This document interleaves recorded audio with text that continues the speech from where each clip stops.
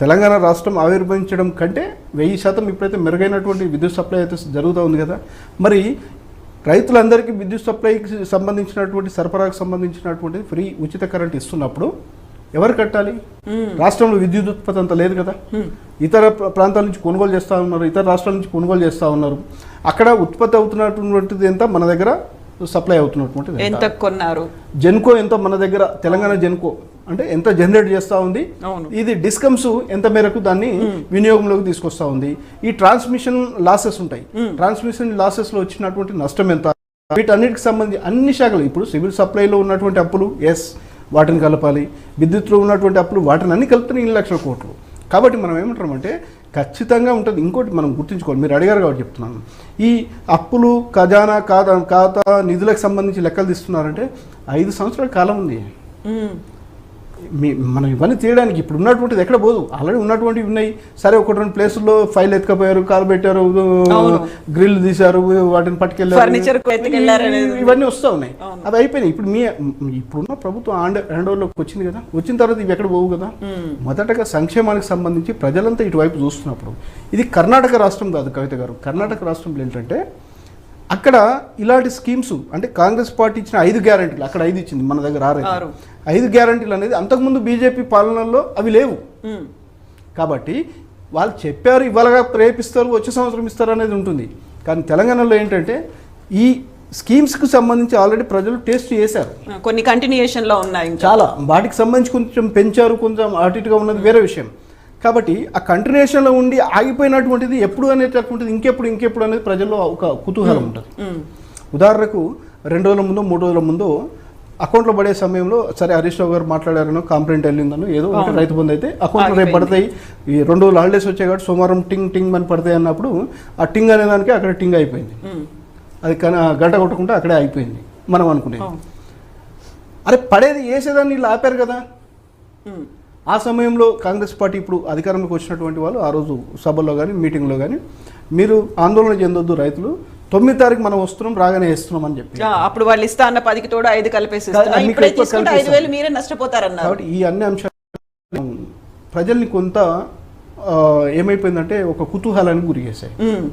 పెంచి వస్తాయి, పెరిగి వస్తాయి, మాకు ఎక్కువ ఇస్తారు.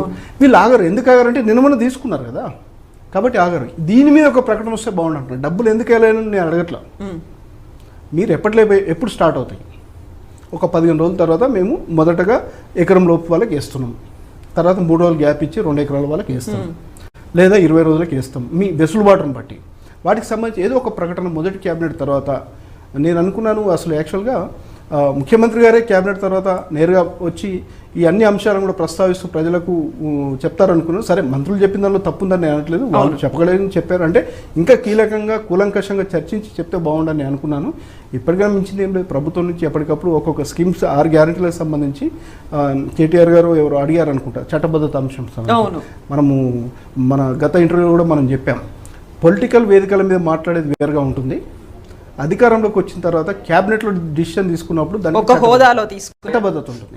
అందుకే మేనిఫెస్టోలకు కాల పరిమితితో ఉండే చట్టబద్ధతని నేను అనేక వేదికలపైన అనేక సందర్భాలు, ఎందుకంటే మొదటి సంవత్సరం మీరు ఏం చేస్తారు, చేయకపోతే చైర్లో నుంచి దిగిపోతాం, 2వ సంవత్సరం ఇది చేస్తాం, 5 సంవత్సరాల పాటు మీరు ఏం చేయబోతున్నారో దానికి చట్ట పరిధిలో ఉండాలి, కాల పరిమితి ఉండాలి. అవి అడుగుతా ఉన్నాం. ఇప్పుడు ఎన్నికల కమిషన్ దగ్గర లేదు, కేంద్ర ప్రభుత్వం విధించలేదు, సుప్రీంకోర్టు పెట్టలేదు, కాబట్టి వాటికి చట్టబద్ధత ఉండదు. ఈ హామీలను ఎప్పుడైతే క్యాబినెట్లోకి తీసుకొచ్చి వాటికి క్యాబినెట్లో డిసిషన్ తర్వాత జీవోలు ఇస్తారో వాటికి చట్టబద్ధత వస్తుంది. అది వస్తే బాగుండని అనుకుంటున్నాను. సో యూజువల్గానే మనకి ఇవన్నీ సెటిల్ అవ్వడానికి ఎంత టైం పడుతుంది? ఇప్పటికైతే శ్వేతపత్రాలు మేము రిలీజ్ చేస్తాము, ఒక్కొక్క డిపార్ట్మెంట్ వైజ్గా రివ్యూలు అవుతున్నాయి. దానికి బేస్ చేసుకొని గతంలో ఎక్కడ అవకతవకలు జరిగాయి, ఎక్కడ ఎంత ఖర్చు పెట్టారు, ఏ డిపార్ట్మెంట్లో ఎన్ని అప్పులు ఉన్నాయి, వీటి మీద శ్వేతపత్రం రిలీజ్ చేస్తాము. గతంలో రిలీజ్ చేయలేదంటే మరి పిఎస్సి ఏం చేసింది, కాగ్ ఏం చేసింది, ఆ రిపోర్ట్లను శ్వేతపత్రంగా ఎందుకు తీసుకోలేదు అనేటువంటి ఒక ప్రశ్న కూడా ఉంది. ఇప్పుడు కాగ్ అనేటటువంటిది ప్రతి రాష్ట్ర ప్రభుత్వానికి సంబంధించినటువంటి కేంద్ర ప్రభుత్వ సంస్థలకు సంబంధించినటువంటి ఆడిట్ జరిగిన తర్వాత అందులో జరిగే మంచి చెడులు వాళ్ళు కొన్ని సిఫార్సులు ఇస్తారు, కొన్ని కామెంట్స్ కూడా చేస్తారు.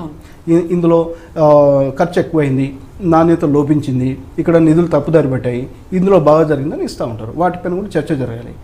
శ్వేతపత్రాల విడుదల అనేది ఒకవైపు జరుగుతుండాలి కవిత గారు. మేము వచ్చే నాటికి ఇది ఉంది, ఇగో మేము ఇది ఇస్తున్నాం, ఇన్ని ఇబ్బందులు ఉన్నా మేము ఇవ్వగలుగుతున్నాం. ఇగో ఇంత ఇస్తాం, ఇన్ని రోజుల్లో ఇస్తాం. ఎవరు అధికారంలోకి వచ్చినా చెప్పేది ఇదే కవిత గారు. ఎన్నికలు జరిగే సమయంలో కూడా మేము 5 ఏళ్లలో ఏం చేసినాము, అప్పులు చేసినామా, ప్రజల సంక్షేమాన్ని పాటుపడ్డామా, శ్వేతపత్రం విడుదల చేస్తామని ఒక్క ప్రకటన రాదు. మీరు చూడండి, ప్రభుత్వం మారినప్పుడే ఇలాంటివి వస్తాయి. ఎప్పుడు మారినప్పుడు, పార్టీ నుంచి ఇంకొక పార్టీకి మారినప్పుడే వాళ్ళంతా అప్లపాలు చేసిపోయారు, వాళ్ళు మొత్తం ఖజానా కలాలు చేసిపోయారు, రూపాయి లేకుండా చేసిపోయారు. అయినా మేము ఖర్చు పెట్టి చేస్తున్నామని చెప్పడానికి ఇప్పుడు ఇవాళ ఉన్న ప్రభుత్వం గురించి నేను మాట్లాడతలేను కవిత గారు, జనరల్గా చెప్తా ఉన్నాను. కాబట్టి శ్వేతపత్రాల విడుదల అనేది అటువంటిది ఒక కొలమానం బేరీజ్ వేసుకోవడానికి ఫలానా శాఖలో మేము వచ్చే నాటికి ఏం జరిగింది అనేది ఒకటి పనికొస్తుంది. అదొక. రెండవది ఏంటంటే, మీరు ఇవన్నీ తెలిసి హామీలు ఇచ్చారా, తెలియక హామీలు ఇచ్చారా? తెలిసే హామీలు ఇచ్చినట్టు కదా. ఒకవైపు అప్లపాలైందని చెప్పి మీరే ప్రకటించారు, మీరే ప్రస్తావించారు అనేక సభల్లో. అసలు జీతాలు కూడా 1వ తారీఖు ఇవ్వట్లేదని కొన్ని పార్టీలు అయితే 15వ తారీఖు ఇస్తారు. కాబట్టి మేము అధికారంలోకి వస్తే 1వ తారీఖు ఇస్తాము. అంటే ఈ ఖజానా పైన వాళ్ళకి అవగాహన ఉన్నట్టే కదా. ఉన్న తర్వాత ఇన్ని హామీలు ఇచ్చిన తర్వాత ఇవాళ ఎలాంటి ఆరోపణ వస్తుంది? కాబట్టి వీళ్ళు తెలిసి చేశారా, తెలియక చేశారని ఒకవైపు అయితే కేటీఆర్ గారు అన్నట్టున్నారు, మీకు ఆట మొదలవుతుంది లేకపోతే ఏదో కామెంట్ చేసినట్టు. ఎస్, ఇవన్నీ అమలు చేయడానికి 100 రోజుల పీరియడ్ వాళ్ళు అడిగారు. కాబట్టి నేను అనుకుంటాను 100 రోజులకి ఇంకొక 50 రోజుల గ్రేస్ పీరియడ్ కూడా ఇవాళ ప్రతిపక్షం ఉన్నటువంటి వాళ్ళు ఇవ్వాలి. వాళ్ళు కుదురుకోవాలి. ఆర్థిక వనరులకు సంబంధించినటువంటి పాలనకు సంబంధించిన అయితే 150 రోజులు అసలు ఏమి ఇవ్వద్దని నేను చెప్పట్లా. మొదటి ప్రయారిటీ, టాప్ ప్రయారిటీ మనం రైతన్నలకు సంబంధించినటువంటిది, నిరుద్యోగ లోకానికి సంబంధించినటువంటి ఈ అంశాలు. ఇప్పుడు ప్రకటనలు ఉన్నాయండి, ఉద్యోగ ప్రకటనలు 2 లక్షలు ఇస్తామని చెప్పి చెప్పారు. లేకపోతే గతంలో ఇచ్చినటువంటి ప్రకటన రీషెడ్యూల్ చేస్తున్నారా? వాటికి అదనంగా పోస్టులు కలిపి గతంలో అప్లై చేసుకున్నటువంటి వాళ్ళకి మళ్ళీ అప్లై చేసుకోమంటురా? వాటికి ఇప్పుడు ఆర్థిక భారం ఏం పడదు కదా. వాళ్ళు నోటిఫికేషన్ ఇవ్వాలి, వాళ్ళు 2 నెలలు టైం పెట్టాలి, వాళ్ళు దరఖాస్తు చేసుకోవాలి, పరీక్షకు ఒక 3 నెలలు పెట్టాలి, తర్వాత ఫలితాలు ఇవ్వడానికి ఒక 2-3 నెలలు అవుతుంది. ఒక 7-8 నెలల ప్రాసెస్ కదా. 7 నెలల్లో మనకి ఇప్పటికిప్పుడు ఆర్థిక భారం పడే అవకాశం లేదు కదా.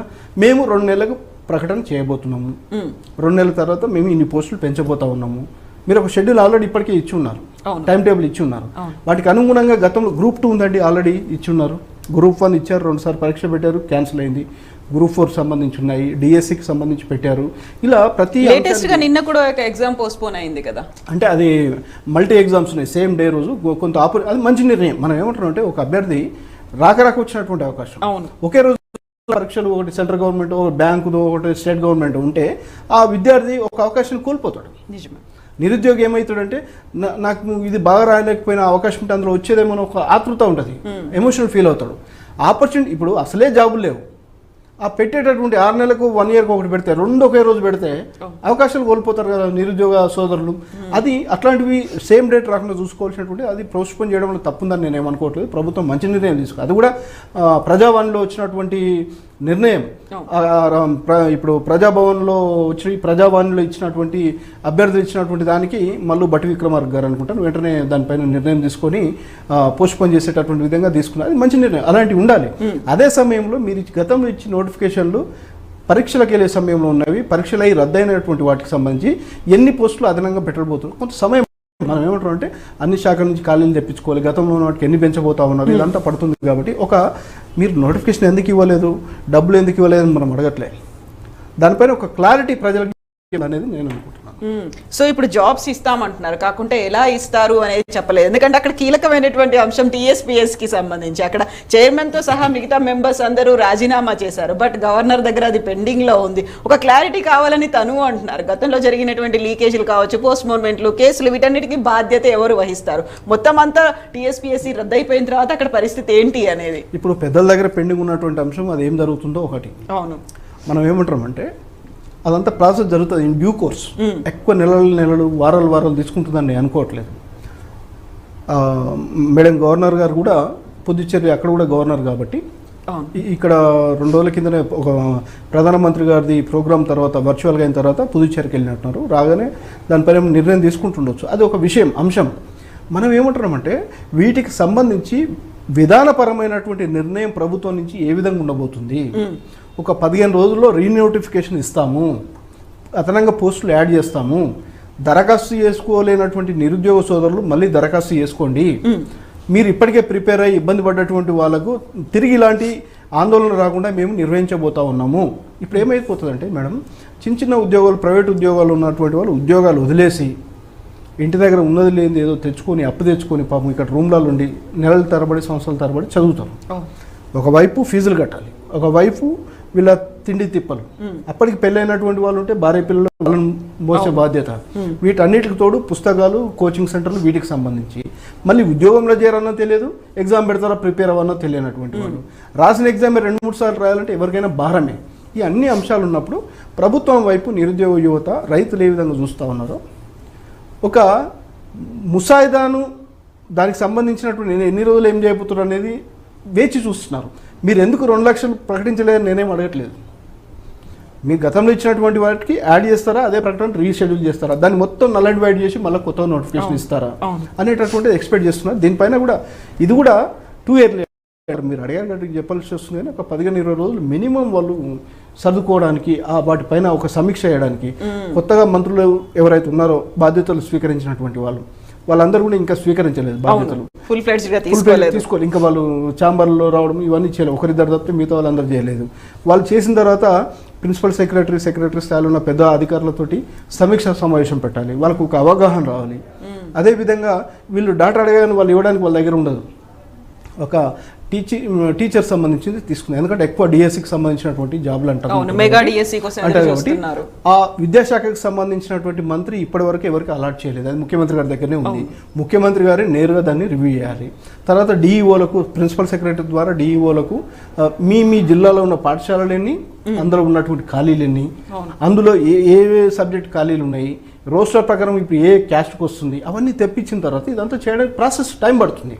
మనం ఏమంటున్నామంటే దీనిపైన ఇన్ని రోజుల్లో చేయబోతున్నాము అని చెప్పినప్పుడు వాళ్ళకు కూడా కొంత ఈ ఎదురు చూపులు అనేటటువంటిది కానీ, సన్నద్ధం అవడానికి ఉన్నటువంటి టైం గ్యాప్ పీరియడ్ కానీ కొంత అవకాశం ఉండేది. దానిపైన మరి ప్రభుత్వం తొందరలోనే ఒక నిర్ణయం తీసుకుని కొంత క్లారిటీ ఇవ్వడానికి ఆస్కారం ఉందని అనుకుంటున్నాను. సో ఈ ఆట మొదలైంది అంటే లెక్కలకి సంబంధించి, లేకుంటే వాళ్ళు ఇచ్చినటువంటి హామీలకి సంబంధించి కేటీఆర్ చేసినటువంటి కామెంట్స్ అయితే, హరీష్ రావు ఇంకో రకమైనటువంటి కామెంట్స్ చేశాడు. ఇక దాడులు మొదలవుతాయి, దానికి కూడా మీరు సిద్ధం కండి అనేటువంటి కామెంట్లు. సో గతంలో సీఎంగా ఉన్నటువంటి కేసీఆర్ పనితనం ఉన్నటువంటి సీఎం, పగతనం లేదు. బట్ ఇప్పుడు మాత్రం బీ ప్రిపేర్డ్ అని హరీష్ రావు ఒక పిలుపునివ్వడం అనేది. ఇప్పుడు గతంలో వీళ్ళు ప్రతిపక్షంలో ఉండి వాళ్ళ అధికార పక్షంలో ఉన్నప్పుడు కూడా దాడులు అంటే మనం మంచి పద్ధతి కాదని చెప్పాము. ఇవాళ అధికార పక్షంలో ఉన్నటువంటి వాళ్ళపైన ప్రతిపక్షాలు అదే మాట మాట్లాడినా అది తప్పే అంటాం. దాడులు కాదు కావాల్సినటువంటిది. ఇవాళ తెలంగాణ సంబంధించట్లేదు. కాకపోతే హరీష్ గారు ఏంటంటే, మీరు హామీలు చాలా ఇచ్చి వచ్చారు కాబట్టి, నిన్న మనం మమ్మల్ని బ్లేమ్ చేస్తూ వచ్చారు కాబట్టి, ఇవాళ మీరు ఏం చేయలేక ప్రజల్లోకి వెళ్తే మీకు తిరుగుబాటు వస్తుంది అనేటటువంటి దానిలో దాడులు అని చెప్పారేమో. కానీ ప్రత్యక్ష దాడులు అనేటటువంటిది ఎవరు మాట్లాడినా ఆక్షేపణీయం కాదు. ఎందుకంటే తప్పే. మనం ఏమంటామంటే అది మంచి పద్ధతి కాదు ఒకటి. రెండవది, మనం ఇక్కడ చూడాల్సినటువంటిది 100 రోజులని వాళ్ళు చెప్తున్నప్పుడు ఇంకొక 50 రోజులు 60 రోజులు మనమే దాన్ని వదిలేయాల్సినటువంటి అవసరం ఉంటుంది.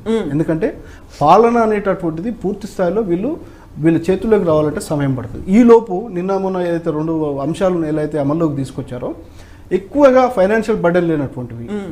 ఇప్పుడు నేను ఇందాక చెప్పాను కదండి, ఇన్ని పోస్టులు మేము యాడ్ చేయబోతున్నాము, రీనోటిఫికేషన్ చేయబోతున్నాము, మీకు సంక్రాంతి తర్వాత మంచి రోజులు ఉన్నాయి ఉదాహరణకు కొంత సమయం ఇవ్వడానికి. అప్పుడు నోటిఫికేషన్ వస్తుంది, మీరు మళ్ళీ దరఖాస్తు చేసుకోండి. చేయని వాళ్ళు మీకు ఆగస్టులో అయిపోతున్నాం, మార్చిలో ఎగ్జామ్ పెట్టబోతున్నాము, ఏప్రిల్లో మేలో ఎలక్షన్స్ ఉండి ఇదంతా అడవులు ఉండబోతుంది. జూన్ నుంచి ఎగ్జామ్స్ పెడతాము, లేకపోతే ఏప్రిల్ మేలో ఇంటర్మీడియట్ ఎస్ఎస్సి ఎగ్జామ్స్ ఉంటాయి. ఇబ్బంది ఉంటుంది. మేము ఒక ప్రకటన వస్తే ఏమైపోతుందంటే వాళ్ళకు కూడా కొంత ఎవరి పని వాళ్ళు చేసుకోవడానికి ఆస్కారం ఉంటుంది. ఇప్పుడే ఎందుకు రాలేదు అంటే కూడా తొందరపాటు అవుతుంది. నేను అనేది ఏంటంటే, వాళ్ళు ముందుగా మనం ఇందాక నుంచి చెప్తా ఉన్నాం, కొంత రివ్యూ చేసుకోవడానికి, వాళ్ళు పట్టు సాధించడానికి సమయం పడుతుంది. ఇది 5 సంవత్సరాలు వీళ్ళు పాలించాలి. తొందరపాటుగా ఇప్పుడే శ్వేతపత్రాల పేరుతోటి ఇంకేదో చేసేస్తాం, అవినీతిని వాళ్ళు పట్టేస్తాం, రేపు చూపిస్తాం అనేది కాకుండా వీళ్ళు ఉండాలి. ఎందుకు వేయలేదని ప్రశ్నించడం అనేటటువంటి ప్రతిపక్షాలు ఇప్పుడే ప్రశ్నించడం అనేది కూడా కరెక్ట్ కాదు. వాళ్ళు కూడా కొంత సమయం ఇచ్చి ఉందా వ్యవహరించాలి. ఇవాళ కాకపోతే సంవత్సరం కాకపోతే 2 సంవత్సరాలకు కేసీఆర్ గారు మంచోళ్ళ, రేవంత్ రెడ్డి గారు మంచోళ్ళ, ఎవరు బాగా చేశారు ఏంటది కంపారిజన్ అప్పుడు స్టార్ట్ అవుతుంది. కానీ ఈ 15 రోజుల్లో పెద్దగా అయ్యేదేం ఉండదని నేను అనుకుంటున్నాను. సో అందులో ఎలాగో మళ్ళీ కేబినెట్ మీటింగ్లు అవుతాయి, అసెంబ్లీ సెషన్స్ ఉన్నాయి, వీటన్నిటితో పాటుగా తీసుకోవాల్సినటువంటి డెసిషన్లు కూడా చాలానే ఉన్నాయి. ఇది ఓన్లీ ఇప్పుడు ఏం జరగలేదు. మనం ఇప్పుడు అంటే మళ్ళీ సామెతలో అవుతుంది, కానీ చాలా సమయం ఉంది. అదేదో ఉంది కదా, ముందుంది ముసుర్ల పండుగ అన్నట్టుగా వీళ్ళకి కూడా ప్రజల పక్షం నిలబడడానికి ప్రతిపక్షంలో ఉన్న వాళ్ళకి అవకాశం ఉంది, ప్రజలకు మంచి చేయడానికి అధికార పక్షం ఉన్నటువంటి వాళ్ళు కూడా అవకాశం ఉంది. ఎవరేం చేస్తారని 2-2.5 సంవత్సరాలు పోతే కానీ తెలవడానికి ఆస్కారం లేదు. కాబట్టి వెయిట్ చేయాల్సిందే. మనకి ఇక్కడ 2 అంశాలు ఉన్నాయండి, మళ్ళీ చెప్తున్నాం. రైతన్నలకు సంబంధించినటువంటి తొందరగా తేల్చాలి. నిరుద్యోగులకు సంబంధించినటువంటిది వాళ్ళు చాలా ఎదురు చూపులతో ఉన్నారు. చాలా మంది జాబులు వదిలేస్తారండి. నాకు తెలిసిన వాళ్ళు చాలా మంది పాపము భార్య ప్రిపరేషన్లో ఉంటే భర్త ఇంటి దగ్గర ఉండే పరిస్థితి, భర్త భార్య పిల్లల్ని వదిలేసి వచ్చి ఇక్కడ రూమ్లలో ఉండి చదువుకుంటున్నటువంటి పరిస్థితి, రూమ్ రెంట్లు కట్టలేని పరిస్థితి, కోచింగ్ ఫీజులకు ఇవన్నిటికీ కూడా ఇబ్బందులు ఉన్నాయి. కాబట్టి ఒక పాలసీ పరమైనటువంటి డిసిషన్ తీసుకొని వాళ్ళకు క్లారిటీ ఇచ్చే పరిస్థితి ఉంటే బాగుండే అనేది నేను అన్నీ కూడా టీఎస్పీఎస్సీ కిందకి తేవడానికి కూడా ఆస్కారం లేదండి. టీఎస్పీఎస్సీ కింద కొన్ని ఉన్నప్పటికీ కూడా పబ్లిక్ సర్వీస్ కమిషన్తో సంబంధం లేకుండా డిఎస్సీ లెవెల్లో ఉంటాయి, పోలీస్ పరిధిలో ఉంటాయి, ఆయా సంక్షేమ శాఖలకు సంబంధించి ఇప్పుడు ఎస్సీ ఎస్టీ బీసీ మైనార్టీకి సంబంధించి గురుకులాలు ఉన్నాయి. వాళ్ళకి సంబంధించిన వాళ్ళ సొసైటీల ద్వారా గతంలో నిర్వహించారు. జిల్లాను ఒక యూనిట్గా తీసుకొని వైఎస్ గారు ఉన్నప్పుడు పీరియడ్లో జిల్లాకు ఒక యూనిట్గా తీసుకుని ఏ జిల్లాకు ఆ జిల్లాకు ప్రకటనలు ఇచ్చి డిఎస్సీ అంటే మనందరూ తెలిసినటువంటి టీచర్స్ పోస్ట్ అనుకుంటాం. డిస్ట్రిక్ట్ సెలక్షన్ కమిషన్ అంటే అది డిఎస్సీ అంటే అది ఏంటంటే జిల్లా కలెక్టర్ ఆ జిల్లా స్థాయిలో ఉన్నటువంటి పోస్టులకు ఆయన చైర్మన్గా ఉంటూ నిర్వహించేటటువంటిది. మనకు అర్థమైంది చిన్నప్పటి నుంచి ఏంటంటే డిఎస్ అంటే టీచర్ పోస్టులు అనుకుంటాం. జిల్లా స్థాయిలో గ్రూప్ 3 గ్రూప్ 4కి సంబంధించి చాలా పోస్టులు ఉంటాయి, టీచర్ పోస్టులే కాదు. వీటన్నిటికీ కలెక్టర్ గారు చైర్మన్ ఉంటారు. డీసెంట్రలైజ్ చేయాల్సి ఇప్పుడు పరీక్ష ఎందుకు చెప్పాల్సి వస్తుందంటే డీసెంట్రలైజ్ అనేది గ్రూప్ 4 స్టేట్ వైడ్ పెట్టారనుకోండి, పొరపాటున ఒక దుర్మార్గుడు అందులో ఇన్వాల్వ్ అయ్యి పేపర్ లీక్ అయితే రాష్ట్రంలో లక్షలాది మంది ఇబ్బంది పడాలి. జిల్లా స్థాయిలో వేరు స్థాయిల్లో పెట్టారనుకోండి, ఎక్కడో ఒక దగ్గర చిన్న డిస్టర్బెన్స్ అయితే ఆ జిల్లాకే పరిమితం అవుతుంది. ఇప్పుడున్న 33 జిల్లాలు పరిమితమై ఇబ్బంది పడే పరిస్థితి రాదు. అంటే ఆ జిల్లాలో పేపర్ లీక్ అవ్వడం మంచిదేనా అని ఇంకో రానొచ్చు. మంచిదనేది కాదు, దుర్మార్గుడు ఎవరైనా ఇన్వాల్వ్ అయ్యి ప్రభుత్వాన్ని బ్లేమ్ చేయాలనో లేకపోతే నాకు ఉద్యోగం రావాలనో నేనేమన్నా ఇన్వాల్వ్ అయితే కొంతవరకు పరిమితం అవుతాను. చిన్న పోస్టులో కూడా స్టేట్ వైడ్ తీసుకొచ్చి ఎవరన్నా ఒక దగ్గర రోస్టర్ పాయింట్ ప్రాబ్లం అనో లేకపోతే ఉద్యోగులకు సంబంధించినటువంటి దానిలో ఏజ్ ప్రాబ్లం అనో కోర్టుకు వెళ్తే స్టేట్ వైడ్ ఉన్నటువంటి ఉదాహరణకు 40,000 పోస్టులు ఉన్నాయనుకోండి, 40,000 పోస్టులు ఆగిపోతాయి. కాబట్టి చిన్న పోస్టులకు సంబంధించి డిసెంట్రలైజ్ చేస్తే 45 రోజుల్లో 50 రోజుల్లో 60 రోజుల్లో పోస్టులు నోటిఫికేషను ఎగ్జాము రిజల్ట్ కూడా ఇవ్వడానికి ఆస్కారం ఉంటుంది. దీనిపైన కూడా దృష్టి పెట్టాలి ప్రభుత్వం. సో కొంచెం టైం పీరియడ్ అనేది ఉంటుంది. కనీసం మాకు 4 రోజులన్నా ఇవ్వరా అనుకున్నప్పుడు 4 రోజులు కాదు 100 రోజుల్లో మొత్తం హామీలు అమలు చేస్తా ఉండే అంటే 3 నెలలకి పైన అవుతుంది. ఏం చేస్తారు అనేది నిజంగా ప్రజలైతే గమనిస్తూనే ఉంటారు. ఒక మార్పు అంటే కేవలం ప్రజల్లో ప్రభుత్వం తీసుకొచ్చినటువంటి మార్పా లేకుంటే ప్రభుత్వమే మారినటువంటిదా ఏంటి అనేది ప్రజలైతే అబ్జర్వ్ చేస్తుంటారు కదా. 100కు 200% అబ్జర్వ్ చేస్తారు. ఆ మార్పు అనేది 100 రోజుల్లో కనపడని అనుకోవట్లేదు, సాధ్యం కూడా కాదు. మీకు ఇంకొక విషయం అండి, ఇవాళ మనం మిడ్ డిసెంబర్లో ఉన్నాం. అవును, అంటే 3rd క్వార్టర్ అయిపోతుంది. క్వార్టర్ అంటే తాగే మందు సీసా కాదు, 3 నెలలు త్రైమాసికం, 3 త్రైమాసికాలు అయిపోతాయి. జనవరి ఫిబ్రవరి మార్చి 4వ త్రైమాసికం ఆర్థిక సంవత్సరం కంప్లీట్ అవుతుంది. వీళ్ళ 100 డేస్ అనేది ఆర్థిక సంవత్సరం కంప్లీట్కి వస్తుంది. అసలు ఈ ఫైనాన్షియల్ ఇయర్లో వీళ్ళు పెట్టిన బడ్జెట్ ఎంత, అయిన ఖర్చు ఎంత, లెక్కలు ఎంత, పద్దులు ఎంత, ఇవాళ ఉన్నటువంటి రాబడులు ఏంటి, పెట్టాల్సినటువంటి ఖర్చు ఎంత, వీటిని లెక్కలు చూసుకోవడానికి సరిపోతుంది. కాబట్టి ఫిబ్రవరిలో ప్రవేశపెట్టబోయే బడ్జెట్ ఏదైతే ఉంటుందో అది నెక్స్ట్ ఫైనాన్షియల్ ఇయర్కు ఈ ప్రభుత్వం యొక్క మార్క్ అందులో కనిపిస్తుంది. రైతు భరోసాకి ఏం పెట్టబోతా ఉన్నారు, రుణమాఫీకి ఏం పెట్టబోతా ఉన్నారు, నిరుద్యోగులకు సంబంధించినటువంటి అంశానికి ఏం పెట్టబోతా ఉన్నారు, గృహలక్ష్మికి సంబంధించి ఏం పెట్టబోతా ఉన్నారు, ఉద్యోగ కల్పనకు అయ్యేటటువంటి భారం ఎంత అనేటటువంటి దాన్ని పెట్టబోతారు. ఆ బడ్జెట్లో ఉంటుంది. అంటే నేను అనుకోవడం మార్చ్ ఏప్రిల్ వరకు కూడా ఇదే విధంగా ఉండడానికి ఆస్కారం ఉంటుంది. 100 రోజుల్లో ఇవన్నీ అమలు అవుతాయి అనడం మాత్రం ఎవరైనా ఎక్స్పెక్ట్ చేసినా మనం కూడా ప్రజలకు తెలిసిన వాళ్ళుగా మనం ప్రిపేర్ చేయాలి. కాబట్టి చిన్న ఈ రైతుకు సంబంధించినటువంటి అంశాలు నిరుద్యోగులు ఇప్పటికిప్పుడు అడ్రస్ చేయాలి. కానీ మొత్తం 6 గ్యారెంటీలో ఉన్న 12-13 అంశాలు కూడా అమలైపోతాయి, మేము కోటీశ్వరులు అయిపోయాం అనుకోవడం మాత్రం కరెక్ట్ కాదు, సాధ్యపడదు కూడా. ఈ ఫైనాన్షియల్ ఇయర్లో 6 గ్యారెంటీలను పూర్తి స్థాయిలో అమలు చేయడం అనేది కూడా సాధ్యపడదు. అది సాధ్యపడుతుందా పడదా అనేటటువంటిది రేపు జరగబోయే ప్రారంభం కాబోతున్న అసెంబ్లీ సెషన్లో వీళ్ళు చెప్పేటటువంటిది ఏంటంటే మీ ద్వారా నేను ప్రజలు కూడా చెప్పేది, ఇగో ఈ శాఖలో ఇంత లోటు, ఈ శాఖలో ఇంత లోటు.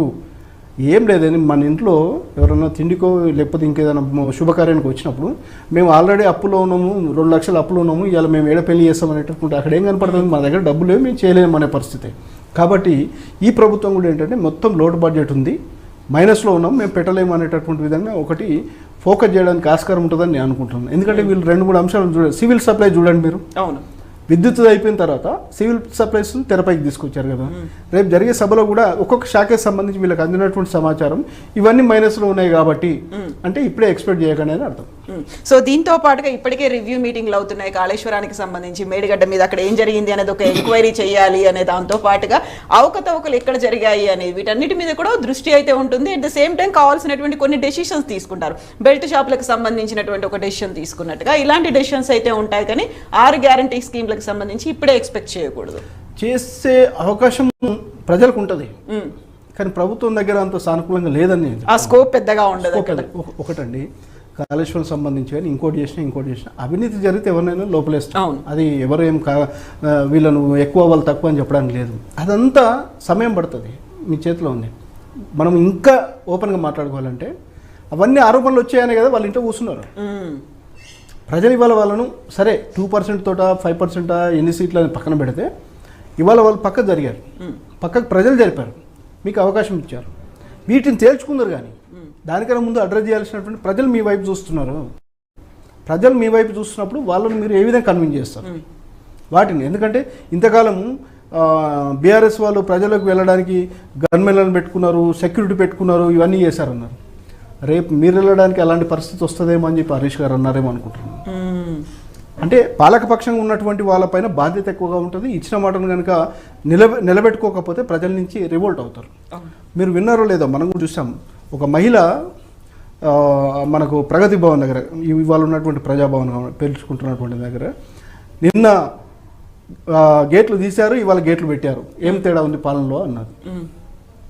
అంటే ఎక్కువ మంది జనాలు వచ్చేసరికి బ్యారికేడ్లు పెట్టి ఆపేసరికి ఎక్స్పెక్టేషన్స్ అవన్నీ బాగా ఎక్కువ పెట్టేసరికి అంటే జనాలు అందులో తోసుకొస్తున్నారు అనుకున్నప్పుడు బ్యారికేడ్లు తీశారు, నిన్న తీశారు, ఇవాళ పెట్టారు, పెద్ద తేడా ఏముందని చెప్పి ఒక రోజుకే అన్నదమ్మా. ఒక అబ్జర్వేషన్ ఒకటి వచ్చేసి అంటే ప్రజలు ఎంత తొందరగా మాకు లబ్ధి చేకూరాలని ఆలోచిస్తారనడానికి ఒక ఉదాహరణ చెప్తున్నాను.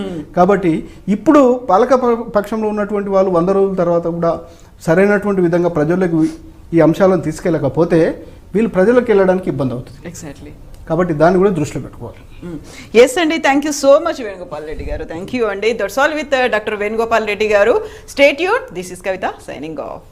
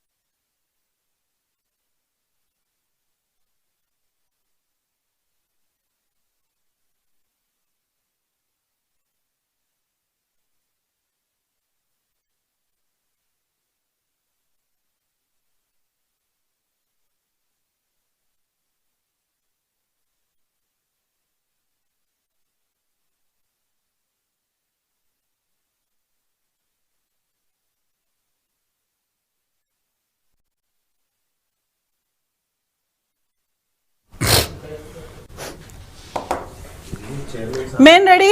మీరు ఫుల్ స్క్రీన్ ఒకటి అక్కడ పెట్టుకుంటే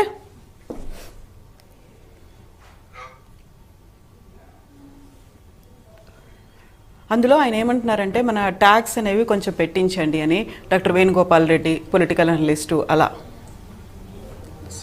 ఏసీ వాళ్ళకి చెప్పాలి, మనం పెట్టట్లేదు.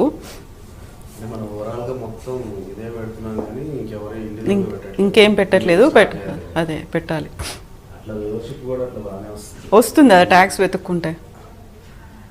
ఓకేనా? యా, దశాబ్దాల కళ నెరవేరిన వేళ ఉద్దానం ఒక్కసారిగా పులకరించింది. ఓకే, హెడ్ రూమ్ ఇవ్వాలా? కొంచెం హెడ్ రూమ్. ఓకే,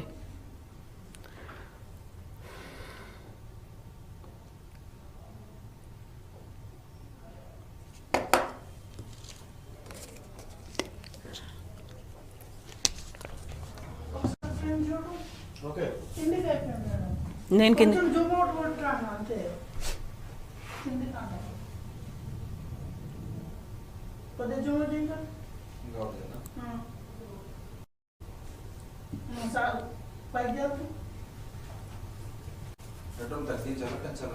తగ్గించామా అంటే జూమ్ చేసుకోవడానికి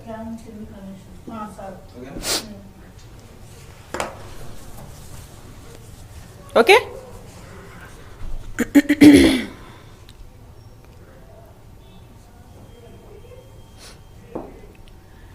దశాబ్దాల కళ నెరవేరిన వేళ ఉద్దానం ఒక్కసారిగా పులకరించింది. నాడు పచ్చటి ఉద్దానం కంట ఓకే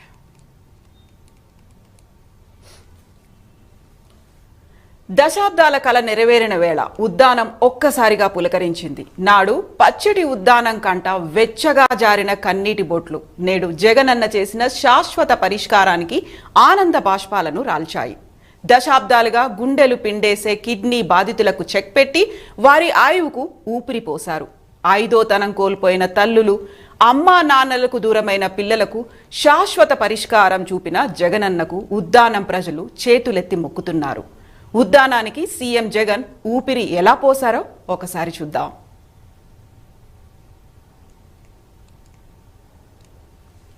ఓకేనా? Okay, thank you. చలో నన్ను అక్కడ డ్రా.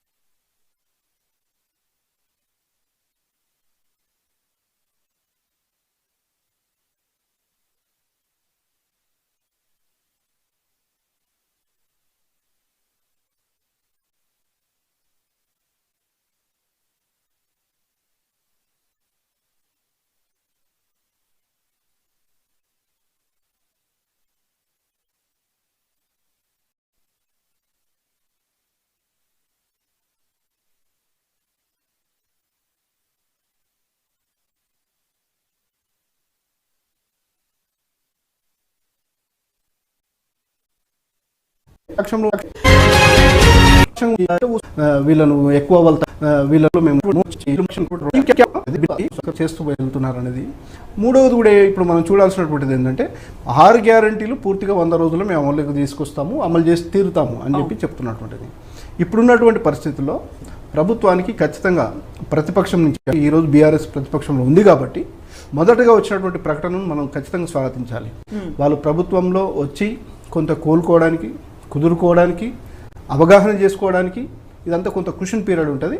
మనం ఇప్పటికిప్పుడు ప్రశ్నించడం ఇంకొక అంశం తీసుకురావడం కూడా కరెక్ట్ కాదు. వాళ్ళకి మనం సహకరిద్దాం, ప్రభుత్వం సజావుగా సాగడానికి సహకరిద్దాం అనే ప్రకటన మనం స్వాగతించాలి. సో తొలి కేబినెట్ భేటీకి సంబంధించి తీసుకోవాల్సినటువంటి నిర్ణయాల మీద ఫోకస్ పెట్టలేదా కాంగ్రెస్? పెట్టలేదని అనిపిస్తుంది. తొలి క్యాబినెట్లో అంటే అందరూ ఆశించినటువంటి విధంగా ఎలా ఉంటుందంటే, ఇక్కడ కవిత గారు మొదటి క్యాబినెట్ అనగానే ప్రభుత్వం మారిన తర్వాత వచ్చినటువంటి మొదటి క్యాబినెట్లో ఏవైతే హామీలు ప్రజలపైన గుప్పిస్తూ వచ్చారో, ప్రజల్లోకి బలంగా తీసుకెళ్లారు ఒక విధంగా తీసుకుంటే, ఆ అంశాలకు సంబంధించినటువంటిది వాళ్ళ ప్రయారిటీ ఏంటి, మొదటి కేటగిరీలో ఏం చేయబోతున్నారు, రెండో కేటగిరీ ఇప్పుడు చాలా మంది చూసేటటువంటిది 2 అంశాలండి. రైతు బంధు అకౌంట్లో పడే సమయంలో ఆగినటువంటిది ఇవాళ దాన్ని కాంగ్రెస్ పార్టీ రైతు భరోసా అంటుంది. కాబట్టి రైతు భరోసాకు సంబంధించినటువంటి మొరాలిటీస్ అంటే గతంలో లాగానే ఇస్తున్నారా, గతంలో కంటే భిన్నంగా ఇవ్వబోతున్నారా, అసలు ఎవరికి ఇస్తున్నారు ఎవరికి ఇవ్వట్లేదు, అనేక అంశాలు రోజుకొకటి వస్తుంది పేపర్లో మనం చూస్తున్నాం. ఇందులో ఇంకొకటి కీలకమైనది ఏంటంటే, గత ప్రభుత్వంలో ఇవ్వనటువంటిది పెట్టనటువంటిది కౌలు రైతులు అనేది తీసుకొచ్చారు. రైతు కూలీలు వచ్చారు. రైతు కౌలు రైతు, రైతు కూలీలు అంటే దీన్ని ఎలా మీరు గుర్తించబోతా ఉన్నారు?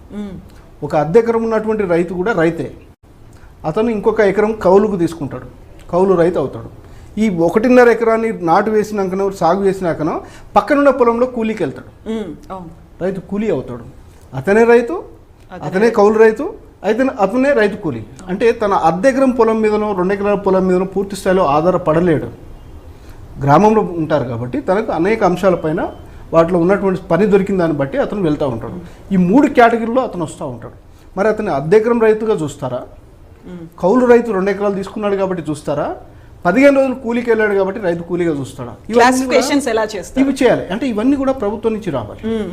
రెండవ కీలకమైనటువంటిది ఇప్పుడు మొదటిది ఇది రైతు భరోసాకు సంబంధించి అయితే, ఇంకొకటి కూడా ఏంటంటే, మీరు ₹1,00,000 రుణం తీసుకున్నారు, మాఫీ కాలేదు, ఇంకొక 1,00,000 కూడా తెచ్చుకోండి, తీసుకొని వాళ్ళు 2 లక్షలు తెచ్చుకోండి, 9వ తారీఖున మనం వచ్చి వాటిని అమలు చేయబోతాను, రుణమాఫీ చేస్తామని చెప్పి ప్రకటనలు చేశారు, ప్రచారం చేశారు.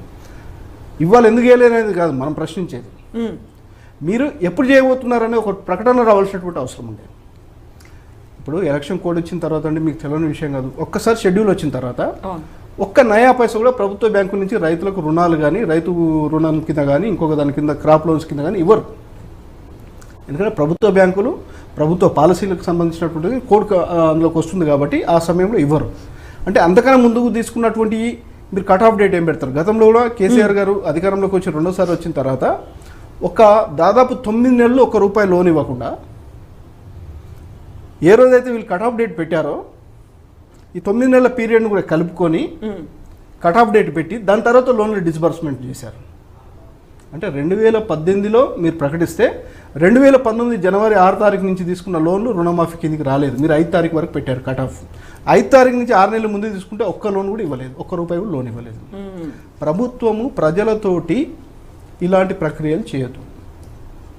వాళ్ళు ప్రజలు, ప్రతిపక్షాలు లేకపోతే ప్రభుత్వ బ్యాంకులో కాదు.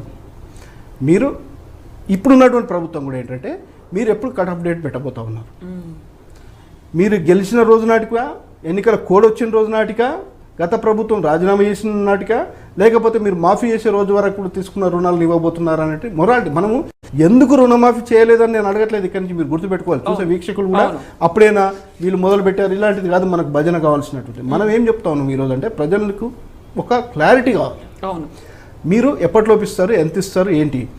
1,00,000 తీసుకున్నటువంటి వ్యక్తికి సంబంధించినటువంటి వడ్డీతో కలిపితే 2 లక్షలు అయితే దానికి ఇస్తున్నారా? అసలు తీసుకున్నదే 2 లక్షలు అయితే మొత్తంగా 4 లక్షలైనా మాఫీ చేస్తున్నారా? 4 లక్షల రుణం ఉంటే 2 లక్షలే మాఫీ చేస్తారా వడ్డీతో కలిపి? ఎన్ని ఒక 200 రోజుల తర్వాత ఇస్తాం, 100 రోజుల తర్వాత ఇస్తాం, ఏదో ఒక ప్రకటన వస్తుందని మన లాంటి వాళ్ళు ఆశించాం. ఇది ఒకటే కాదు, విద్యార్థులకు సంబంధించినటువంటిది, ఉపాధికి సంబంధించినటువంటిది, అటువంటి ఆర్థిక భరోసాకు సంబంధించినటువంటి, గ్యాస్కు సంబంధించినటువంటిది. ఇవాళ మనం చూస్తూ ఉంటే కొన్ని కేవైసీ పెట్టి ఆధార్ కార్డులు లింక్ పెద్ద క్యూలు కనపడుతున్నాయి.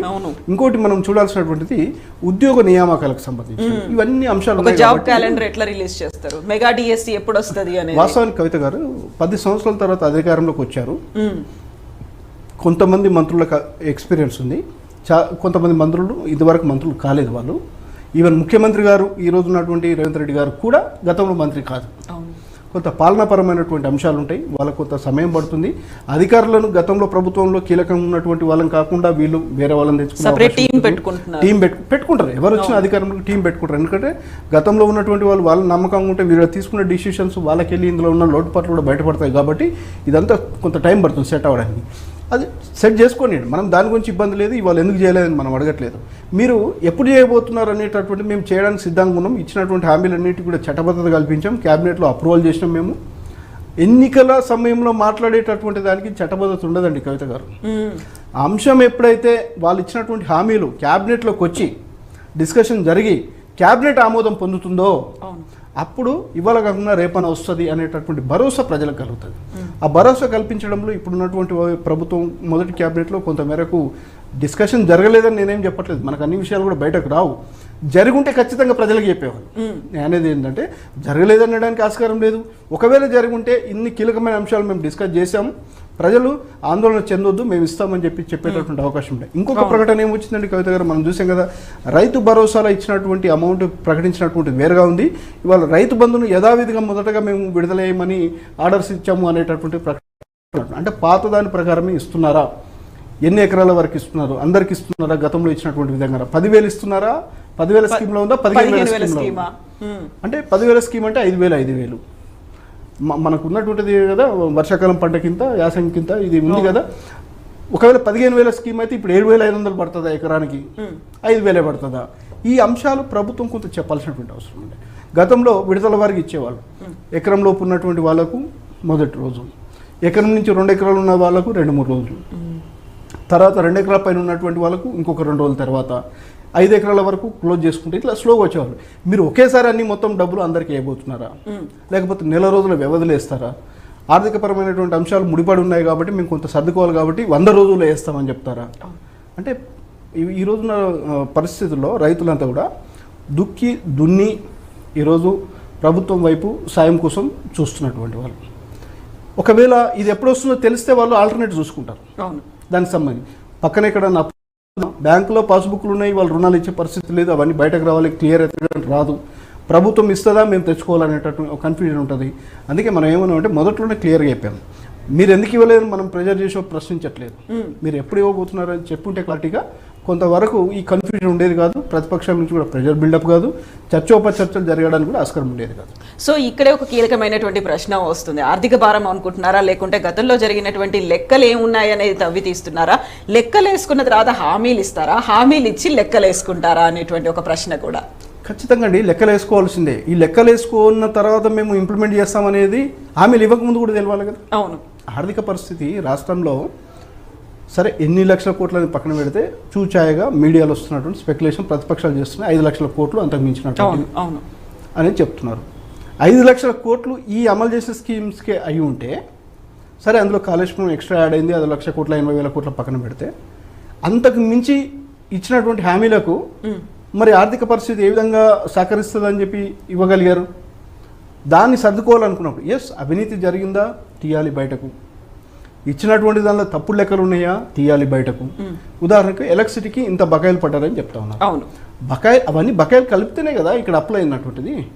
అసలు 3-4 గంటల కరెంట్ కూడా సరిగా రాని సమయంలో 24 గంటల కరెంట్ ఇస్తున్నప్పుడు సరే 24 ఇచ్చారా, వాళ్ళు అన్నట్టుగా 12 గంటలు ఇస్తున్నారా, 18 గంటలు ఇస్తున్నారా? గతంలో కంటే మెరుగు ఉంది కదా.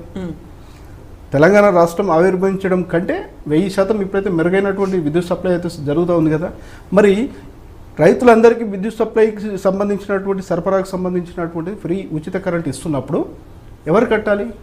రాష్ట్రంలో విద్యుత్ ఉత్పత్తి అంత లేదు కదా. ఇతర ప్రాంతాల నుంచి కొనుగోలు చేస్తూ ఉన్నారు, ఇతర రాష్ట్రాల నుంచి కొనుగోలు చేస్తూ ఉన్నారు.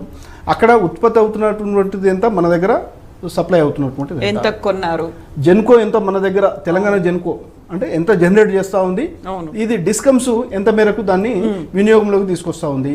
ఈ ట్రాన్స్మిషన్ లాసెస్ ఉంటాయి, ట్రాన్స్మిషన్ లాసెస్లో వచ్చినటువంటి నష్టం ఎంత, వీటన్నిటికి సంబంధించి అన్ని శాఖలు. ఇప్పుడు సివిల్ సప్లైలో ఉన్నటువంటి అప్పులు వాటిని కలపాలి, విద్యుత్లో ఉన్నటువంటి అప్పులు వాటిని అన్ని కలిపితే 7 లక్షల కోట్లు. కాబట్టి మనం ఏమంటామంటే ఖచ్చితంగా ఉంటుంది. ఇంకోటి మనం గుర్తుంచుకోవాలి, మీరు అడిగారు కాబట్టి చెప్తున్నాను. ఈ అప్పులు ఖజానా ఖాతా నిధులకు సంబంధించి లెక్కలు తీస్తున్నారంటే 5 సంవత్సరాల కాలం ఉంది. మనం ఇవన్నీ తీయడానికి ఇప్పుడు ఉన్నటువంటిది ఎక్కడ పోదు, ఆల్రెడీ ఉన్నటువంటివి ఉన్నాయి. సరే ఒకటి రెండు ప్లేసుల్లో ఫైల్ ఎత్తుకపోయారు, కాలు పెట్టారు, గ్రిల్ తీశారు, వాటిని పట్టుకెళ్ళారు, ఇవన్నీ వస్తూ ఉన్నాయి. అవి అయిపోయినాయి. ఇప్పుడున్న ప్రభుత్వం హ్యాండ్ ఓవర్లోకి వచ్చింది కదా, వచ్చిన తర్వాత ఇవి ఎక్కడ పోవు కదా. మొదటగా సంక్షేమానికి సంబంధించి ప్రజలంతా ఇటువైపు చూస్తున్నప్పుడు, ఇది కర్ణాటక రాష్ట్రం కాదు కవిత గారు. కర్ణాటక రాష్ట్రంలో ఏంటంటే అక్కడ ఇలాంటి స్కీమ్స్ అంటే కాంగ్రెస్ పార్టీ ఇచ్చిన 5 గ్యారంటీలు, అక్కడ 5 ఇచ్చింది, మన దగ్గర 6.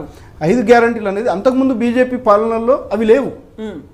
కాబట్టి వాళ్ళు చెప్పారు ఇవాళగా రేపిస్తారు, వచ్చే సంవత్సరం ఇస్తారు అనేది ఉంటుంది. కానీ తెలంగాణలో ఏంటంటే ఈ స్కీమ్స్కి సంబంధించి ఆల్రెడీ ప్రజలు టేస్ట్ చేశారు, కొన్ని కంటిన్యూయేషన్లో ఉన్నాయి, చాలా వాటికి సంబంధించి కొంచెం పెంచారు, కొంచెం అటు ఇటుగా ఉన్నది వేరే విషయం. కాబట్టి ఆ కంటిన్యూషన్లో ఉండి ఆగిపోయినటువంటిది ఎప్పుడు అనేటటువంటిది ఇంకెప్పుడు అనేది ప్రజల్లో ఒక కుతూహలం ఉంటుంది.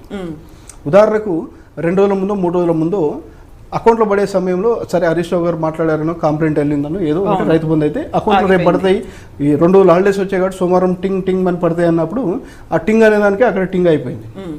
అది గంట కొట్టకుండా అక్కడే అయిపోయింది. మనం అనుకునేది అరే పడేది వేసేదాన్ని వీళ్ళు ఆపారు కదా. ఆ సమయంలో కాంగ్రెస్ పార్టీ ఇప్పుడు అధికారంలోకి వచ్చినటువంటి వాళ్ళు ఆ రోజు సభల్లో కానీ మీటింగ్లో కానీ మీరు ఆందోళన చెందొద్దు రైతులు, 9వ తారీఖు మనం వస్తున్నాం, రాగానే వేస్తున్నాం అని చెప్పి అప్పుడు వాళ్ళు ఇస్తా అన్న 10కి తోడు 5 కలిపేసి 5,000 మీరే నష్టపోతారన్నారు. కాబట్టి ఈ అన్ని అంశాలు ప్రజల్ని కొంత ఏమైపోయిందంటే ఒక కుతూహలానికి గురి చేశాయి. పెంచి వస్తాయి, పెరిగి వస్తాయి, మాకు ఎక్కువిస్తారు. వీళ్ళు ఆగరు. ఎందుకు ఆగారంటే నిన్న తీసుకున్నారు కదా, కాబట్టి ఆగరు. దీని మీద ఒక ప్రకటన వస్తే బాగుంటుంది. డబ్బులు ఎందుకు వెళ్ళాలని నేను అడగట్లా. మీరు ఎప్పుడు స్టార్ట్ అవుతాయి? ఒక 15 రోజుల తర్వాత మేము మొదటగా ఎకరం లోపు వాళ్ళకి వేస్తున్నాం, తర్వాత 3 రోజులు గ్యాప్ ఇచ్చి 2 ఎకరాల వాళ్ళకి వేస్తాం, లేదా 20 రోజులకి వేస్తాం, మీ వెసులుబాటును బట్టి. వాటికి సంబంధించి ఏదో ఒక ప్రకటన మొదటి క్యాబినెట్ తర్వాత. నేను అనుకున్నాను అసలు యాక్చువల్గా ముఖ్యమంత్రి గారే క్యాబినెట్ తర్వాత నేరుగా వచ్చి ఈ అన్ని అంశాలను కూడా ప్రస్తావిస్తూ ప్రజలకు చెప్తారనుకున్నాను. సరే మంత్రులు చెప్పిన దానిలో తప్పుందని నేను అనట్లేదు, వాళ్ళు చెప్పగలేదని చెప్పారు. అంటే ఇంకా కీలకంగా కూలంకషంగా చర్చించి చెప్తే బాగుండని నేను అనుకున్నాను. ఇప్పటికైనా మించింది ఏం లేదు. ప్రభుత్వం నుంచి ఎప్పటికప్పుడు ఒక్కొక్క స్కీమ్స్ 6 గ్యారెంటీలకు సంబంధించి కేటీఆర్ గారు ఎవరు అడిగారు అనుకుంటా, చట్టబద్ధత అంశం. మనము మన గత ఇంటర్వ్యూలో కూడా మనం చెప్పాం, పొలిటికల్ వేదికల మీద మాట్లాడేది వేరుగా ఉంటుంది, అధికారంలోకి వచ్చిన తర్వాత క్యాబినెట్లో డిసిషన్ తీసుకున్నప్పుడు దానికి హోదాలో చట్టబద్ధత ఉంటుంది. అందుకే మేనిఫెస్టోలకు కాల పరిమితితో ఉండే చట్టబద్ధత అని నేను అనేక వేదికలపైన అనేక సందర్భాలు. ఎందుకంటే మొదటి సంవత్సరం మీరు ఏం చేస్తారు, చేయకపోతే చైర్లో నుంచి దిగిపోతాం. 2వ సంవత్సరం ఇది చేస్తాం. 5 సంవత్సరాల పాటు మీరు ఏం చేయబోతున్నారో దానికి చట్ట పరిధిలో ఉండాలి, కాల పరిమితి ఉండాలి. అవి అడుగుతా ఉన్నాం. ఇప్పుడు ఎన్నికల కమిషన్ దగ్గర లేదు, కేంద్ర ప్రభుత్వం విధించలేదు, సుప్రీంకోర్టు పెట్టలేదు, కాబట్టి వాటికి చట్టబద్ధత ఉండదు. ఈ హామీలను ఎప్పుడైతే క్యాబినెట్లోకి తీసుకొచ్చి వాటికి క్యాబినెట్ డిసిషన్ తర్వాత జీవోలు ఇస్తారో వాటికి చట్టబద్ధత వస్తుంది. అది వస్తే బాగుండని అనుకుంటున్నాను. సో యూజువల్గానే మనకి ఇవన్నీ సెటిల్ అవ్వడానికి ఎంత టైం పడుతుంది? ఇప్పటికైతే శ్వేతపత్రాలు మేము రిలీజ్ చేస్తాము, ఒక్కొక్క డిపార్ట్మెంట్ వైజ్గా రివ్యూలు అవుతున్నాయి. దానికి బేస్ చేసుకొని గతంలో ఎక్కడ అవకతవకలు జరిగాయి, ఎక్కడ ఎంత ఖర్చు పెట్టారు, ఏ డిపార్ట్మెంట్లో ఎన్ని అప్పులు ఉన్నాయి, వీటి మీద శ్వేతపత్రం రిలీజ్ చేస్తాము. గతంలో రిలీజ్ చేయలేదంటే మరి పిఎస్సి ఏం చేసింది, కాగ్ ఏం చేసింది, ఆ రిపోర్ట్లను శ్వేతపత్రంగా ఎందుకు తీసుకోలేదు అనేటువంటి ఒక ప్రశ్న కూడా ఉంది. ఇప్పుడు కాగ్ అనేటటువంటిది ప్రతి రాష్ట్ర ప్రభుత్వానికి సంబంధించినటువంటి కేంద్ర ప్రభుత్వ సంస్థలకు సంబంధించినటువంటి ఆడిట్ జరిగిన తర్వాత అందులో జరిగే మంచి చెడులు వాళ్ళు కొన్ని సిఫార్సులు ఇస్తారు, కొన్ని కామెంట్స్ కూడా చేస్తారు. ఇందులో ఖర్చు ఎక్కువైంది, నాణ్యత లోపించింది, ఇక్కడ నిధులు తప్పుదారి పెట్టాయి, ఇందులో బాగా జరిగిందని ఇస్తూ ఉంటారు. వాటిపైన కూడా చర్చ జరగాలి. శ్వేతపత్రాల విడుదల అనేది ఒకవైపు జరుగుతుండాలి. కవిత గారు, మేము వచ్చే నాటికి ఇది ఉంది, ఇగో మేము ఇది ఇస్తున్నాం, ఇన్ని ఇబ్బందులు ఉన్నా మేము ఇవ్వగలుగుతున్నాం, ఇగో ఇంత ఇస్తాం, ఇన్ని రోజుల్లో ఇస్తాం. ఎవరు అధికారంలోకి వచ్చినా చెప్పేది ఇదే కవిత గారు. ఎన్నికలు జరిగే సమయంలో కూడా మేము 5 ఏళ్లలో ఏం చేసినాం, అప్పులు చేసినామా, ప్రజల సంక్షేమాన్ని పాటుపడ్డామా, శ్వేతపత్రం విడుదల చేస్తామని ఒక్క ప్రకటన రాదు. మీరు చూడండి, ప్రభుత్వం మారినప్పుడే ఇలాంటివి వస్తాయి. ఎప్పుడు మారినప్పుడు, పార్టీ నుంచి ఇంకొక పార్టీకి మారినప్పుడే వాళ్ళంతా అప్లపాలు చేసిపోయారు, వాళ్ళు మొత్తం ఖజానా కలాలు చేసిపోయారు, రూపాయి లేకుండా చేసిపోయారు. అయినా మేము ఖర్చు పెట్టి చేస్తున్నామని చెప్పడానికి ఇప్పుడు ఇవాళ ఉన్న ప్రభుత్వం గురించి నేను మాట్లాడతలేను కవిత గారు, జనరల్గా చెప్తా ఉన్నాను. కాబట్టి శ్వేతపత్రాల విడుదల అనేది అటువంటిది ఒక కొలమానం బేరీజ్ వేసుకోవడానికి ఫలానా శాఖలో మేము వచ్చే నాటికి ఏం జరిగింది అనేది ఒకటి పనికొస్తుంది. అదొక. రెండవది ఏంటంటే, మీరు ఇవన్నీ తెలిసి హామీలు ఇచ్చారా, తెలియక హామీలు ఇచ్చారా? తెలిసే హామీలు ఇచ్చినట్టు కదా. ఒకవైపు అప్పుల పాలైందని చెప్పి మీరే ప్రకటించారు, మీరే ప్రస్తావించారు అనేక సభల్లో. అసలు జీతాలు కూడా 1వ తారీఖు ఇవ్వట్లేదని కొన్ని పార్టీలు అయితే 15వ తారీఖు ఇస్తారు కాబట్టి మేము అధికారంలోకి వస్తే 1వ తారీఖు ఇస్తాము. అవును. అంటే ఈ ఖజానా పైన వాళ్ళకి అవగాహన ఉన్నట్టే కదా. ఉన్న తర్వాత ఇన్ని హామీలు ఇచ్చిన తర్వాత ఇవాళ ఎలాంటి ఆరోపణ వస్తుంది? కాబట్టి వీళ్ళు తెలిసి చేశారో తెలియక చేశారని ఒకవైపు అయితే కేటీఆర్ గారు అన్నట్టున్నారు, మీకు ఆట మొదలవుతుంది లేకపోతే ఏదో కామెంట్ చేసినట్టు. ఎస్, ఇవన్నీ అమలు చేయడానికి 100 రోజుల పీరియడ్ వాళ్ళు అడిగారు కాబట్టి నేను అనుకుంటాను 100 రోజులకి ఇంకొక 50 రోజుల గ్రేస్ పీరియడ్ కూడా ఇవాళ ప్రతిపక్షం ఉన్నటువంటి వాళ్ళు ఇవ్వాలి. వాళ్ళు కుదురుకోవాలి. ఈ ఆర్థిక వనరులకు సంబంధించినటువంటి పాలనకు సంబంధించిన అయితే 150 రోజులు అసలు ఏమి ఇవ్వద్దని నేను చెప్పట్లేదు. మొదటి ప్రయారిటీ, టాప్ ప్రయారిటీ మనం రైతన్నలకు సంబంధించినటువంటిది, నిరుద్యోగ లోకానికి సంబంధించినటువంటి ఈ అంశాలు. ఇప్పుడు ప్రకటనలు ఉన్నాయండి, ఉద్యోగ ప్రకటనలు 2 లక్షలు ఇస్తామని చెప్పి చెప్పారు. లేకపోతే గతంలో ఇచ్చినటువంటి ప్రకటన రీషెడ్యూల్ చేస్తున్నారా? వాటికి అదనంగా పోస్టులు కలిపి గతంలో అప్లై చేసుకున్నటువంటి వాళ్ళకి మళ్ళీ అప్లై చేసుకోమంటారా? వాటికి ఇప్పుడు ఆర్థిక భారం ఏం పడదు కదా. వాళ్ళు నోటిఫికేషన్ ఇవ్వాలి, వాళ్ళు 2 నెలలు టైం పెట్టాలి, వాళ్ళు దరఖాస్తు చేసుకోవాలి, పరీక్షకు ఒక 3 నెలలు పెట్టాలి, తర్వాత ఫలితాలు ఇవ్వడానికి ఒక 2-3 నెలలు అవుతుంది. ఒక 7-8 నెలల ప్రాసెస్ కదా. 7 నెలల్లో మనకి ఇప్పటికిప్పుడు ఆర్థిక భారం పడే అవకాశం లేదు కదా. మేము 2 నెలలకు ప్రకటన చేయబోతున్నాము, 2 నెలల తర్వాత మేము ఇన్ని పోస్టులు పెంచబోతా ఉన్నాము. మీరు ఒక షెడ్యూల్ ఆల్రెడీ ఇప్పటికే ఇచ్చి ఉన్నారు, టైం టేబుల్ ఇచ్చి ఉన్నారు. వాటికి అనుగుణంగా గతంలో గ్రూప్ 2 ఉందండి, ఆల్రెడీ ఇచ్చి ఉన్నారు. గ్రూప్ 1 ఇచ్చారు, 2 సార్లు పరీక్ష పెట్టారు, క్యాన్సిల్ అయింది. గ్రూప్ 4 సంబంధించి ఉన్నాయి, డిఎస్సికి సంబంధించి పెట్టారు. ఇలా ప్రతి లేటెస్ట్ గా నిన్న కూడా ఒక ఎగ్జామ్ పోస్ట్పోన్ అయింది కదా. అంటే అది మల్టీ ఎగ్జామ్స్ ఉన్నాయి సేమ్ డే రోజు. కొంత అది మంచి నిర్ణయం. మనం ఏమంటున్నాం అంటే ఒక అభ్యర్థి రాక వచ్చినటువంటి అవకాశం, ఒకే రోజు పరీక్షలు, ఒకటి సెంట్రల్ గవర్నమెంట్, ఒక బ్యాంకుదో, ఒకటి స్టేట్ గవర్నమెంట్ ఉంటే ఆ విద్యార్థి ఒక అవకాశం కోల్పోతాడు. నిజమే. నిరుద్యోగి ఏమవుతాడంటే నాకు ఇది బాగా రాయలేకపోయినా అవకాశం ఉంటే అందులో వచ్చేదేమో ఒక ఆతృత ఉంటుంది, ఎమోషనల్ ఫీల్ అవుతాడు. ఆపర్చునిటీ ఇప్పుడు అసలే జాబులు లేవు, ఆ పెట్టేటటువంటి 6 నెలలకు 1 ఇయర్కి ఒకటి పెడితే 2 ఒకే రోజు పెడితే అవకాశాలు కోల్పోతారు కదా నిరుద్యోగ సోదరులు. అది అట్లాంటివి సేమ్ డేట్ రాకుండా చూసుకోవాల్సినటువంటి, అది పోస్ట్పోన్ చేయడంలో తప్పుందని నేను ఏమనుకోవట్లేదు. ప్రభుత్వం మంచి నిర్ణయం తీసుకో, అది కూడా ప్రజావాణిలో వచ్చినటువంటి నిర్ణయం. ఇప్పుడు ప్రజాభవన్లో వచ్చి ప్రజావాణిలో ఇచ్చినటువంటి అభ్యర్థులు ఇచ్చినటువంటి దానికి మళ్ళీ బట్టి విక్రమార్క గారు అనుకుంటాను వెంటనే దానిపైన నిర్ణయం తీసుకొని పోస్ట్పోన్ చేసేటటువంటి విధంగా తీసుకున్నారు. అది మంచి నిర్ణయం, అలాంటివి ఉండాలి. అదే సమయంలో మీరు గతంలో ఇచ్చిన నోటిఫికేషన్లు పరీక్షలకు వెళ్ళే సమయంలో ఉన్నవి, పరీక్షలు అయ్యి రద్దయినటువంటి వాటికి సంబంధించి ఎన్ని పోస్టులు అదనంగా పెట్టబోతున్నారు, కొంత సమయం మనం ఏమంటాం అంటే అన్ని శాఖల నుంచి ఖాళీలు తెప్పించుకోవాలి, గతంలో ఉన్న వాటికి ఎన్ని పెంచబోతా ఉన్నారు, ఇదంతా పడుతుంది. కాబట్టి మీరు నోటిఫికేషన్ ఎందుకు ఇవ్వలేదు, డబ్బులు ఎందుకు ఇవ్వలేదు అని మనం అడగట్లేదు. దానిపైన ఒక క్లారిటీ ప్రజలకి అనేది నేను అనుకుంటున్నాను. సో ఇప్పుడు జాబ్స్ ఇస్తామంటున్నారు, కాకుంటే ఎలా ఇస్తారు అనేది చెప్పలేదు. ఎందుకంటే అక్కడ కీలకమైనటువంటి అంశం TSPS కి సంబంధించి అక్కడ చైర్మన్ తో సహా మిగతా మెంబర్స్ అందరూ రాజీనామా చేశారు. బట్ గవర్నర్ దగ్గర అది పెండింగ్ లో ఉంది. ఒక క్లారిటీ కావాలని తను అంటున్నారు. గతంలో జరిగినటువంటి లీకేజీలు కావచ్చు, పోస్ట్ మార్మెంట్లు, కేసులు, వీటన్నిటికీ బాధ్యత ఎవరు వహిస్తారు? మొత్తం అంతా TSPSC రద్దయిపోయిన తర్వాత అక్కడ పరిస్థితి ఏంటి అనేది ఇప్పుడు పెద్దల దగ్గర పెండింగ్ ఉన్నటువంటి